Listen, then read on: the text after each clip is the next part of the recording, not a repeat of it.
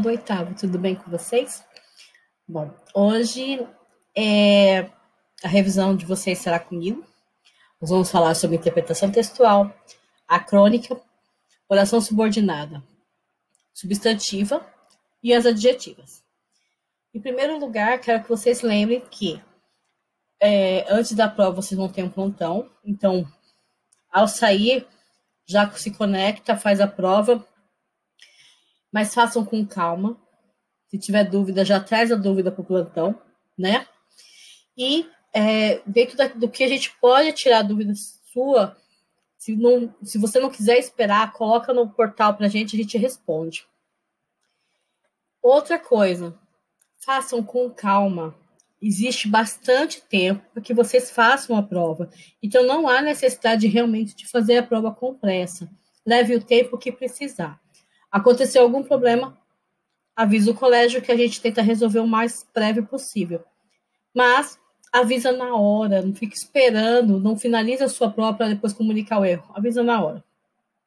Às vezes é melhor você perder um tempinho comunicando o erro do que você finalizar e a gente não ter mais como resolver aquilo, tá? Então vamos lá. Interpretação textual tem relação, em primeira questão, com a sua intertextualidade, aquilo que você sabe em relação ao mundo. Então, no Enem de 2012, foi usada uma tirinha que tem relação com o conhecimento de lendas e conhecimentos gerais, tanto de contos fantásticos, quanto de lenda e quanto contos bíblicos, né? Que é o caso da Branca de Neve e Adão e Eva, a criação do mundo, tá?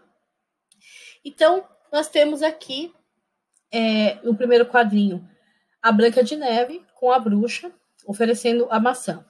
E ela não aceitando.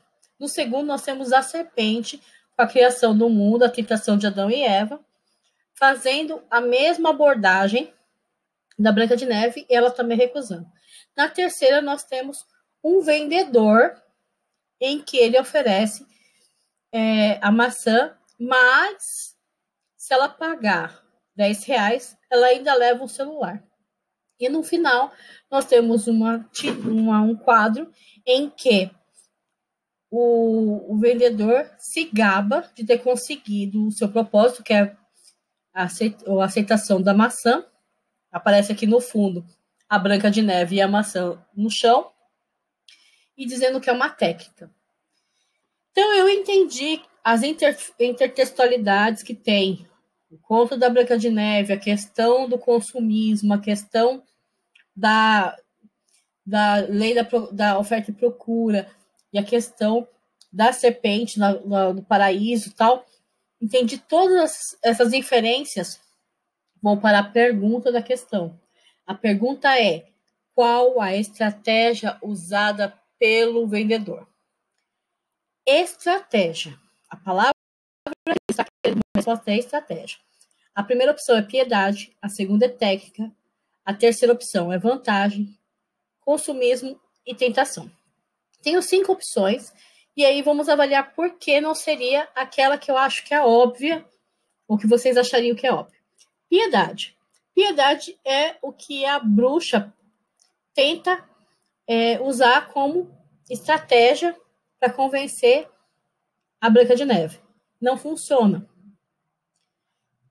Começando por aí, que a piedade foi usada pela bruxa, não pelo vendedor, então está descartada. Técnica é aquilo que eu tenho de conhecimento sobre o ramo que eu faço, como a atividade que eu vou fazer.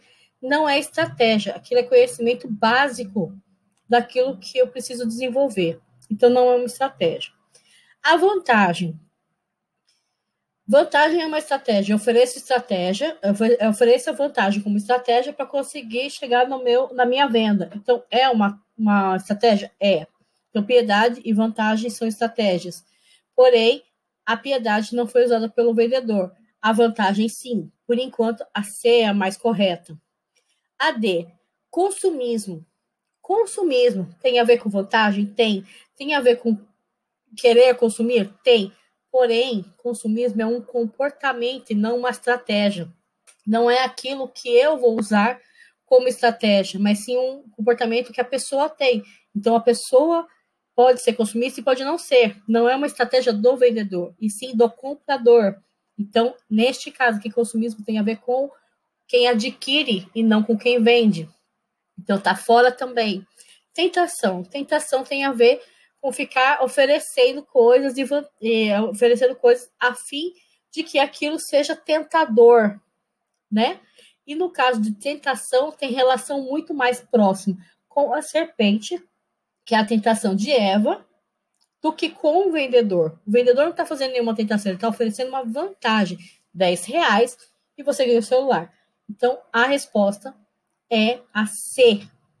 Porque apesar de tentação também ser alguma coisa que estaria próximo, a relação de imagem é com a Eva, a serpente, e o que ele fala não é tentador, é vantajoso, tá? Então, a resposta seria assim. Lembre-se que técnica é aquilo que eu tenho de conhecimento sobre o assunto. Então, com uma técnica de abordagem. Então, boa tarde, boa noite, é uma técnica de abordagem, mas não é uma estratégia de venda, tá? Diferente da questão da vantagem. Vamos lá agora você. O Garfield vem com uma tirinha em que, nesse trio de quadros, eu tenho no primeiro quadro: hoje esse rato vai sentir um gosto da minha fúria.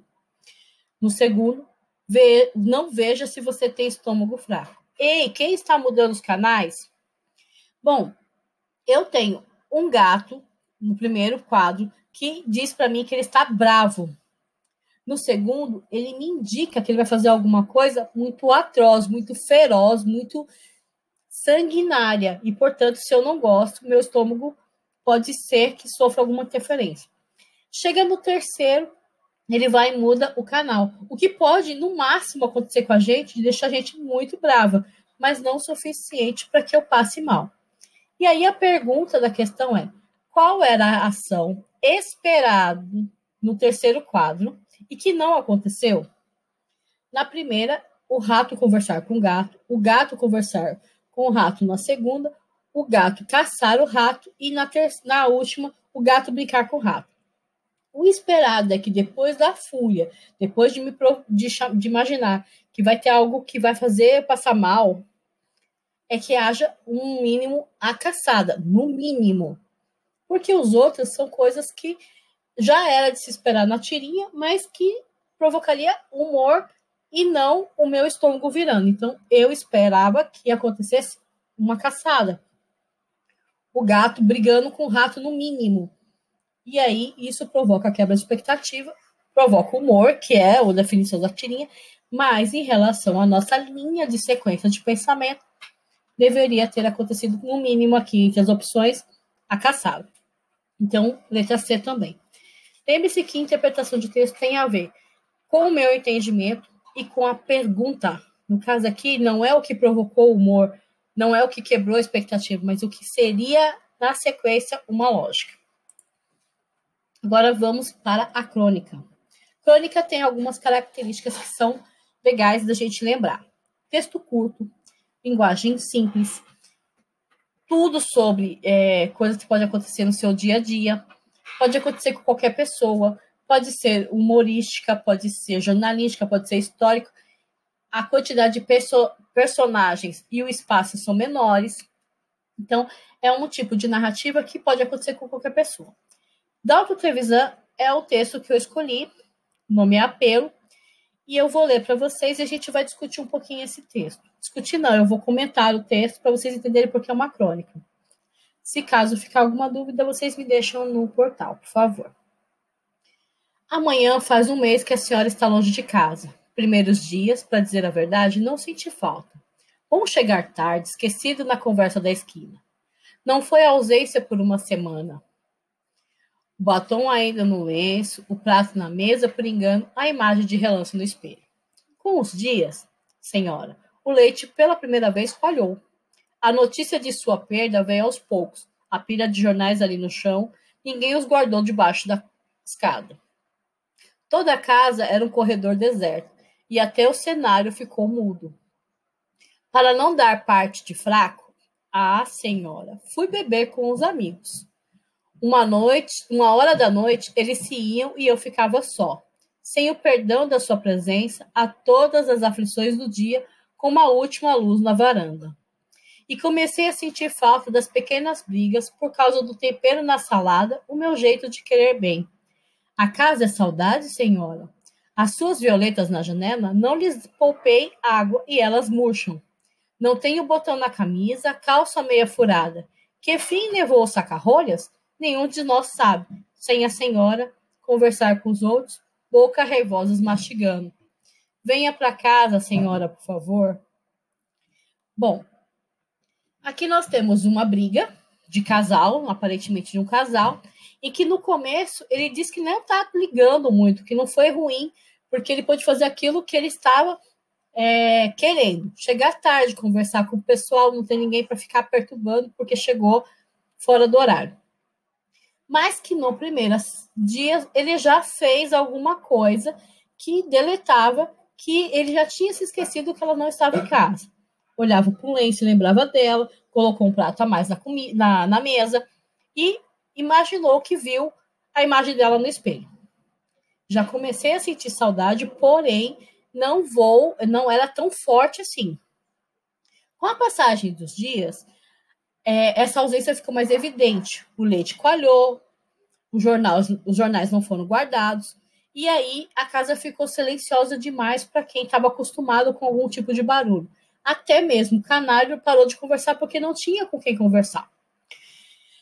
Para que o rapaz não desse o braço a torcer, ele foi beber com os amigos. Só que chega numa certa hora, todo mundo vai embora e ele volta para casa sozinho. E nessa solidão, no momento, ele não tem com quem falar, não tem com quem desabafar, como se não tivesse luz na varanda mais. Se ninguém estivesse esperando por ele, porque isso realmente estava acontecendo. E aí ele começou a sentir saudades das coisas ruins. A briga, as questões de besteira, que para ele passou a ser coisas que demonstravam o bem-querer dele. Será que isso era saudade realmente? E aí ele se pega colocando água nas flores da mulher para que elas não morram também. E aí ele pede para que ela volte, porque as flores estão sentindo a falta, os bichinhos estão sentindo a falta, ele não tem botão na camisa, a meia tá furada, e ele não sabe onde tá as coisas. E aí ele fala assim, que conversa com os outros só sabem mastigar. Então ele vai almoçar com as pessoas comem mecanicamente, mas não tem sentimento por ele. E isso faz com que ele sinta ainda mais a falta dela e pede para ela voltar. Nesta crônica, é possível que aconteça com outras pessoas? Sim, é possível que aconteça com um casal, mas é possível também que aconteça entre vocês, colegas. Porque a gente briga com um colega, no começo a gente não quer dar o braço a torcer, a gente acha que ele não tá fazendo falta, aí você pega e fala assim, vou ligar pra fulana, minha melhor amiga. Aí você lembra que tá brigado, você fala que não, liga pra outra pessoa, mas a outra pessoa não te entende tão bem, né? E você começa a reviver algumas coisas que com aquela pessoa é especial, aquela amizade sua é especial. Então, esse texto, mesmo sendo retratado o casal, ela também pode acontecer entre amigos. Então, é uma crônica do dia a dia, é um texto curto, podem ver que tem 3 parágrafos, períodos longos, e retrata algo que pode ser acontecido com todo mundo. A linguagem é simples? Pode não ser tão simples quanto a nossa de hoje para vocês, tem algumas palavras ou outras que podem fugir do vocabulário de vocês, mas para o período de Dalton é uma linguagem simples, tanto é que a gente consegue entender tranquilamente. Tá? Essa é a estrutura e o estilo da crônica, beleza? Tenho certeza que durante uma interpretação textual de crônica fica evidente aquilo que a crônica está querendo passar de mensagem. Vamos agora para a gramática. Oração subordinada substantiva.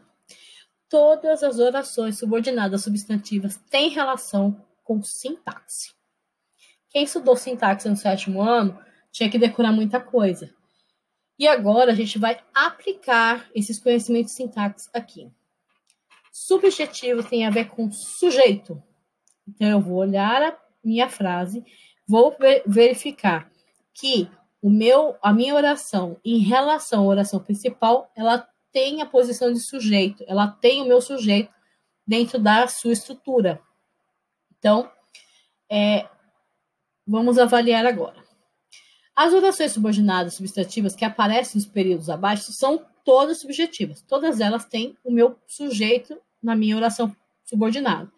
Mas tem uma que não tem. Qual é essa?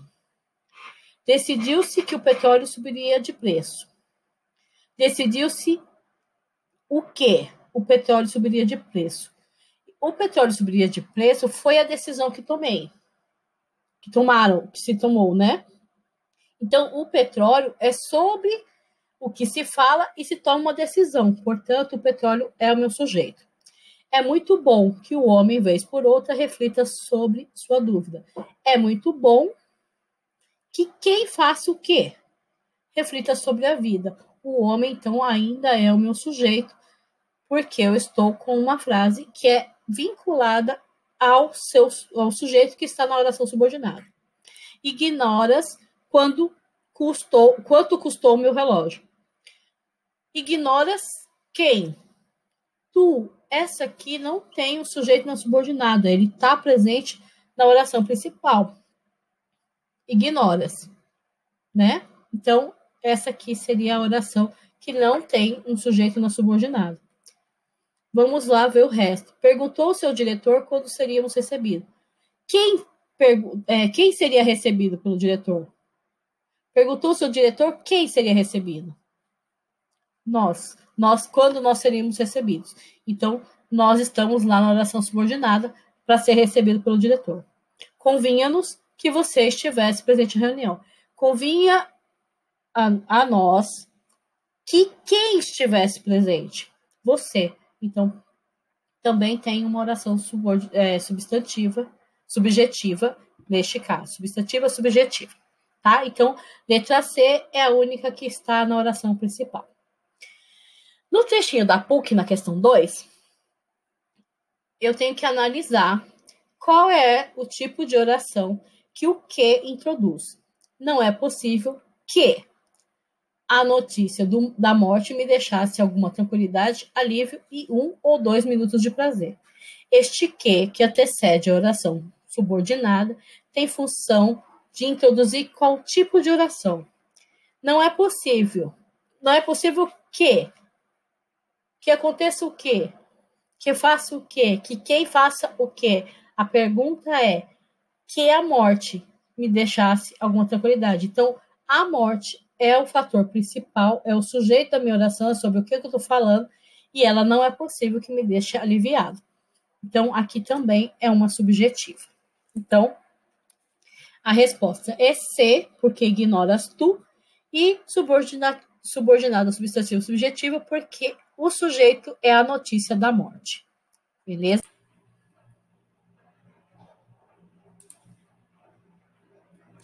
Oração subordinada substantiva objetiva direta. Eu vou perguntar a minha oração principal, principalmente ao verbo que ela tem, o que se completa o meu sentido dessa oração. E esse complemento não pode vir junto com uma preposição. Então, eu tenho aqui. E no fim, declarou-me que eu tinha medo de ser esquecida.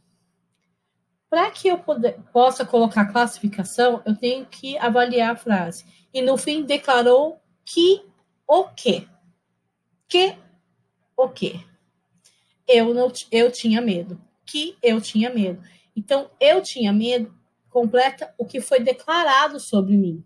Então, o que foi declarado a meu respeito. Só que ele não tem nenhuma preposição que liga esse que na oração com a frase subordinada. Então, é que eu tenha medo. Oração objetiva direta, tá? Então, no caso aqui, objetiva direta é letra C. Ninguém mais acreditava que ainda houvesse meios de salvá-lo. Eu preciso saber quais os períodos que há nesse tipo. Então, eu pergunto, são 3 subordinadas? Uma reduzida, uma indireta e uma direta? Uma principal e uma objetiva direta? Uma oração subordinada reduzida? Uma oração subordinada subjetiva? Uma oração subordinada objetiva direta? A gente sabe que está estudando objetiva direta, mas então fica nessas possibilidades aqui a A, a B e a E, com possibilidades. Mas se eu tivesse numa prova e que eu não saberia o que eu estou estudando, o que está sendo cobrado em relação a quê, eu preciso analisar a frase. Ninguém mais acreditava. Acreditava que o quê? Que houvesse meios de salvá-lo. Então, que houvesse meios de salvá-lo, que ainda houvesse meios de salvá-lo, é o meu objeto para ninguém mais acreditava. Então, acreditava que houvesse o quê? Que ainda houvesse o quê? Meios de salvá-lo. Tá? Então, objetiva direta e ninguém mais acreditava é uma oração principal. Então, aqui eu tenho uma principal e uma objetiva direta, letra B. Então, aqui, letra C e letra B. Ok? Objetiva indireta, eu vou ter obrigatoriamente uma preposição ao unir a oração principal com a subordinada. Então, eu vou ter aqui um complemento verbal de entendimento em que essa frase terá a minha conjunção subordinada mais uma predicativa, preposição, né? Então, os homens sempre se esquecem de que somos mortais. O que é o meu conectivo de subordinado e o de é a preposição. Então, de que somos mortais. Pergunte ao verbo, esqueceram de quê? Esquecem de quê? De que somos mortais. Então, objetiva indireta, letra B. A oração subordinada, na questão 2, funciona como objeto indireto na oração principal em. E aí eu tenho 5 opções em que eu preciso analisar. Vou parar para avaliar a minha pergunta e ver o que eu preciso definir. Ela quer um objeto indireto. Então, ela quer uma classificação de objeto indireto. Então, eu tenho que ter preposição. Não queria que. Não tem preposição, já elimino. Não interessa se o trem volta. Também não tem preposição. As principais orações dependiam de que tem oração. Tem preposição e tem uma oração logo em seguida. Era uma vez um sapo que não. Também não tem preposição. Nossas esperanças eram que a viatura fosse voltar a tempo. Também não tem preposição. Dentro dessas opções, a letra C é a única que tem uma preposição antes da minha oração subordinada. Então, é ela a minha função de objeto indireto. Substantiva indireta na primeira, porque os homens esquecem de que, e na segunda, a mesma coisa, de que os componentes do grupo. Então, tomem bastante cuidado com a presença de preposição. Preposição ligando o verbo, objetiva direta. Ligando palavras ou termos ou nomes, completiva nominal. Então, quando eu tenho um complemento para uma oração de outra oração com preposição, eu tenho que observar se é um nome, se é um verbo. Se for verbo, objetivo e indireto. Se for nome, completiva nominal. Então, estou seguro de que a sabedoria dos legisladores saberá encontrar os meios para realizar semelhante medida. Estou seguro. Estou é verbo, seguro é o nome. Seguro de quê? De que já tem uma preposição e o que no complemento para unir oração subordinada. E aí eu pergunto para vocês, o que vem depois está completando o verbo ou o nome? O nome, portanto, completiva nominal. Eu nem preciso analisar as opções, eu tenho que analisar a frase. Estou seguro de que é para estou de que ou seguro de que? Seguro. Então, Completiva nominal, opção E. Marque a opção que contém oração subordinada, substantiva, completiva nominal. Agora eu tenho 5 opções em que eu preciso ver a quem está sendo o complemento e sobre o que está sendo o complemento. Mas eu quero uma completiva nominal, então eu já vou lá no que e vejo se tem preposição. O que não tiver preposição, eu já elimino. Quando eu acho a preposição, eu vejo se ela está ligando a uma palavra. Era preciso o quê? Não tem preposição, não é completiva nominal, nem objetiva indireta. Quando chegamos, estava que havia debulhado, estava no terreiro debulhado, que havia. Também não há preposição. Para encurtar a história, patrãozinho, achamos Pedro Barqueiro no rancho que só tinha 3 divisões. Que só tinha também não tem preposição, tá? Então, vamos eliminar. Tanto eu quanto o Pascoal tínhamos medo de que o patrão topasse Pedro Barqueiro nas ruas da cidade.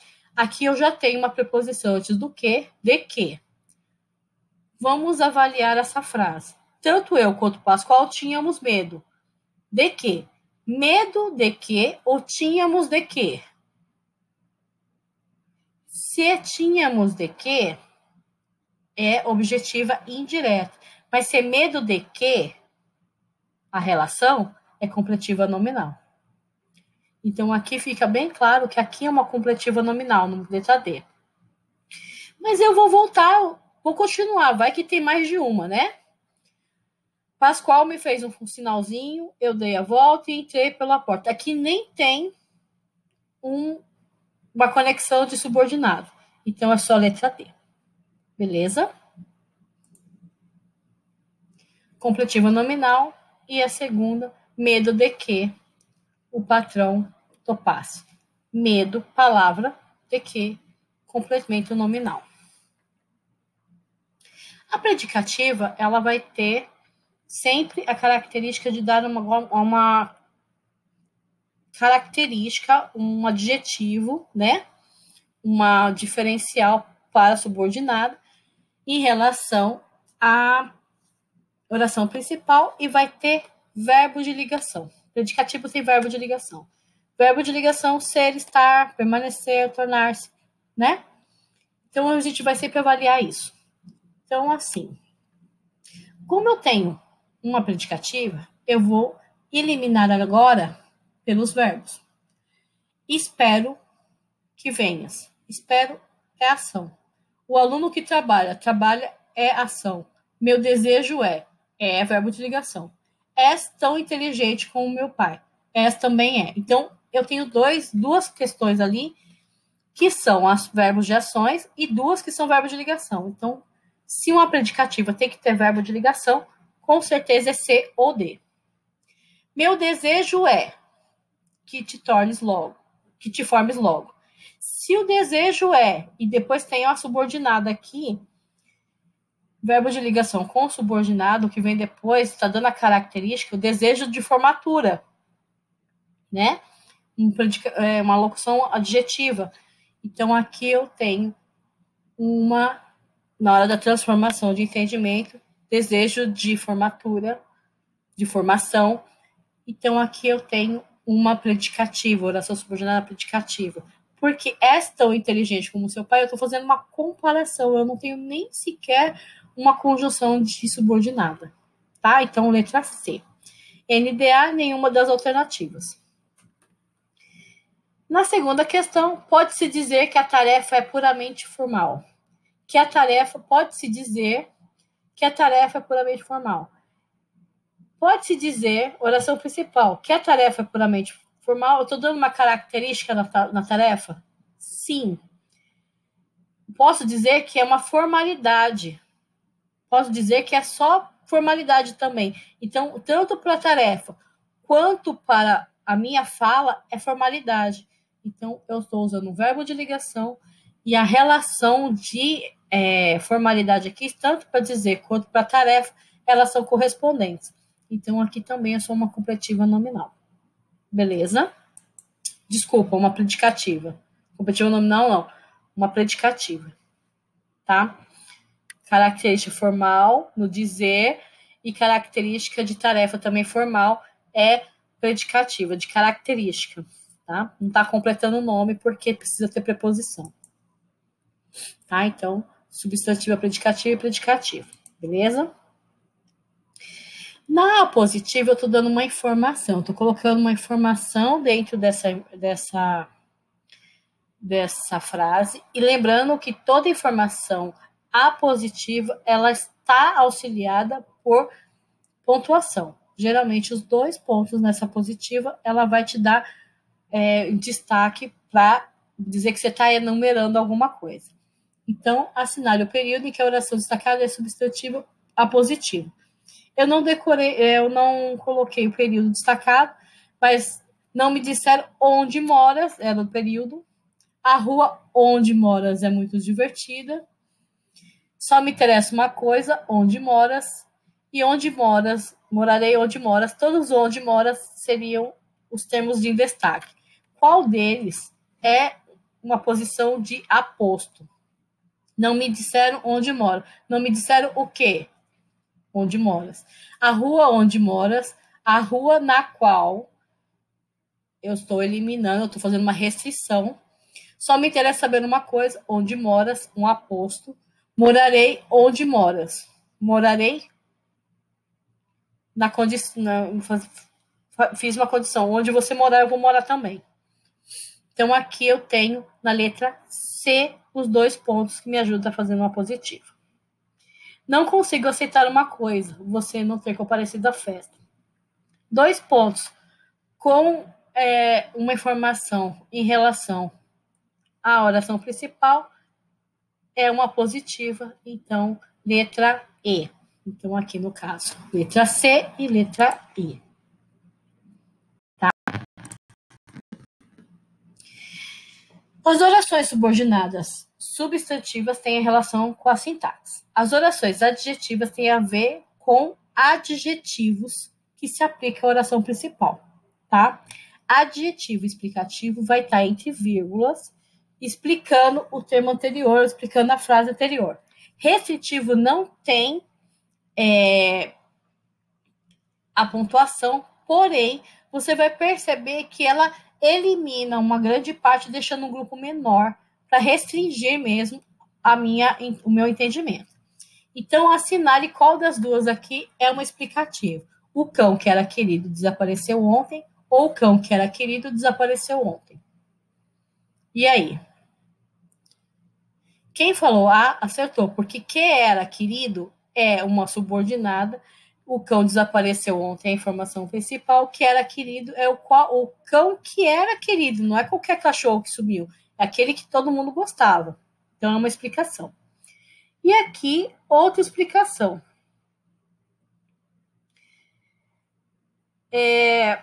Conheça essas coisas que todos temem. Conheça essas coisas que todos temem. Aqui eu conheço coisas que as pessoas temem. Somente as coisas que as pessoas temem. Eu conheço essas coisas que as pessoas temem. Então, eu estou explicando que as coisas que eu conheço é que a pessoa teme. Ali eu só conheço aquilo que as pessoas temem. Então, eu tenho no A uma explicação. E nessa aqui eu também tem uma explicação que é a parte que as pessoas temem, tá? Então, eu estou explicando que é a parte que as pessoas temem. Por isso que está entre vírgula. Vírgula e ponto. Assinale a alternativa adjetiva restritiva. Eu já vou colocar uma restrição. Eu vou limitar o meu entendimento dessas questões. Então, se tem um grupo grande, eu vou colocar ele com forma menorzinha, tá? Assinale a alternativa cuja oração subordinada é adjetivo restritivo. Espero que venhas hoje. O aluno que trabalha é bom. Meu desejo é que te formes logo. És tão inteligente como teu pai. Nenhuma das alternativas. Aqui existe uma adjetiva restritiva. Espero que venhas. O aluno que trabalha é bom. Meu desejo é que te formes logo. És tão inteligente como seu pai. Eu estou restringindo alguma aqui, gente? O aluno que trabalha é bom. Todo aluno trabalha? Não. Só os que estão... Aqui eu estou restringindo Naqueles que estão trabalhando, seja bom. É bom para o aluno trabalhar, aquele que trabalha é bom. Tá? Então, aqui, eu não estou comparando, não estou fazendo um predicado para o meu desejo. Aqui eu estou restringindo de que eu estou falando que é bom aqueles alunos que trabalham. Tá? Então, aqui, letra B. Assinale a alternativa em que a oração em negrito e sublinhada apresenta uma oração subordinada adjetiva restritiva. A menina que levava castigo na escola porque ria fora de hora e deixava cair um estrondo sabendo que os meninos, mais que as meninas, se botariam de quatro catando papéis, canetas e borrachas, não queria que soubessem que ela. Logo me dei conta de que hoje 70 é quase banal. Então, eu tenho vários trechos de um texto e que eu quero saber qual dessas é uma adjetiva restritiva. A primeira, a menina que levava castigo na escola, todas as meninas levavam castigo na escola? Não, é só essa que levava porque ela ria fora de hora. Os meninos deixava cair com o estrondo sabendo que os meninos, mais que as meninas aqui, os meninos mais que as meninas, é uma informação adjetiva. Eu estou explicando que os meninos, mais do que as meninas, se colocariam para pegar um negócio para mim. Não queriam o quê? Que soubesse. Então, não tem a ver com adjetivo, mas sim com uma explicação, um complemento de entendimento do verbo. Logo, eu me dei conta de quê? Complemento nominal. Então, neste caso aqui, letra A, e neste caso aqui, letra B. Então, a primeira B, a segunda A. Então, B e A, tá? Sendo assim, nossa revisão está completa. Por favor, acessem o portal, façam a prova com atenção amanhã. É amanhã, né? No dia 22. Comuniquem os erros que tiver na prova enquanto vocês estiverem resolvendo antes de finalizar, para ver se a gente consegue resolver antes. Se não, sigam sigam as orientações do colégio. O tempo é suficiente para fazer mais de uma prova, então vocês podem fazer, reler com calma e responder com bastante calma e tranquilidade. Não deixa a questão em branco. Se falhar alguma mídia, verifica o que está escrito na questão, porque geralmente a gente coloca o que você precisa saber registrado também, então não tem por que você não responder. Mesmo que você não veja o quadrinho, a frase que você precisar analisar está lá, então dá para responder e boa sorte. Respondam com calma, verifiquem bem, se der qualquer problema, mandem para o colégio, avisem na hora. Se precisarem tirar dúvida também, entre em contato, deixa um recadinho para a gente. Um beijo para vocês, boa sorte e boa prova.